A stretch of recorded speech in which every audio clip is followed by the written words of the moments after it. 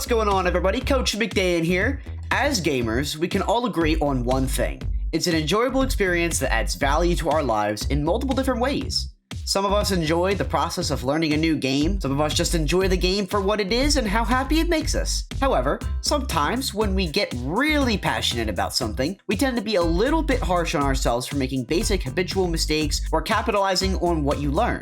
So, how do we apply this to Smash? What does a progressive mentality look like in this game? Well, we'll dive into all the factors right now.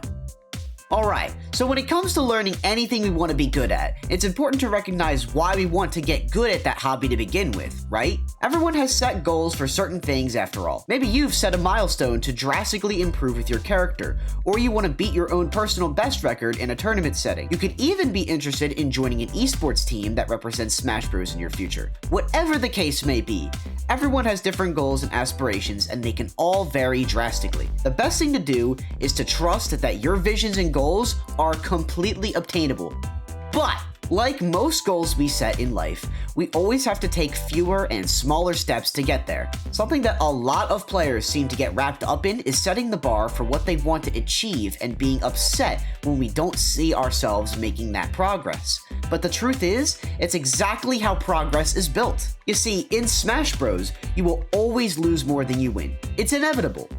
You'll come across a character you struggle with more than others, or even a player that understands the game a bit more than you do. So what does this mean for us? What do we do about these types of losses? A very healthy way of reacting to losses is to practice self-compassion. Your value as a person does not decrease with any loss, as well as increase with any win. And in the beginning, training yourself to think this way might be a bit tricky, because winning in Smash Bros, or any given competitive setting, is simply gratifying and makes you feel accomplished, especially when you've been working super hard to achieve a goal you set. But in order for us to get there, we have to recognize within ourselves that winning any match is completely possible. But even if you lose, no matter how bad you think you do or how close you are, you will be the same person going into the game as you are coming out of it. So learning all of this begs the question, what do you want your first goal in Smash Bros to be? Is it to be a viable competitor that makes playing you challenging? Or do you want to be the best of your character out of your friends or your region? Start thinking of some. But also, keep in mind that patience with yourself is a key factor to working up to that point. Alright, now that we've come to understand this, I'll let you in on a little secret. And it's that players that lose more games than they do win actually gain more than players that win a majority of their time playing. It sounds crazy, but it's the honest truth. Why is that exactly? Questions, and having the opportunity to ask a lot of them. The opportunity to learn for how you lose is the most beneficial aspect of losing itself. Players that capitalize on this are given amazing opportunities to ask their opponent what they noticed about their own gameplay to help them win, and learn how to slowly work away from anything that causes that type of outcome. This is the sole reason why asking questions after losses is so important. If you have a friend that is practicing Smash Bros with you, I highly recommend you ask them how they think they managed to beat you. There's a good chance you have a bad habit that they might be catching you on.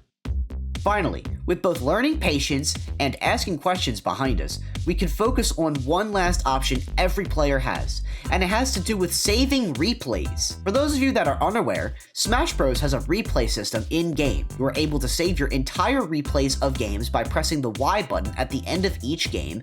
The replay then plays back the entire match you just had. What we want to focus on during this lesson is to save replays of every match you lose. But if you're wondering why we aren't saving replays of games you're winning, consider this. If you do enough to win a game, you are the person in that match that output enough winning conditions to earn the win. So when we focus on games we lose, you can identify on what mistakes you make to lead you to that result.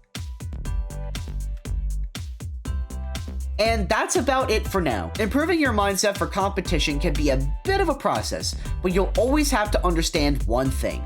There are tons of people that are out there to get exactly what you want. that being success. It's important to practice good sportsmanship when practicing something we're all passionate about, as this not only makes our opponents feel good about themselves after hard work they put in, but at the same time opens the door to you making new friends to learn alongside. And that, at the end of the day, is what Smash Bros is all about. Keep up your amazing progress and do it one step at a time.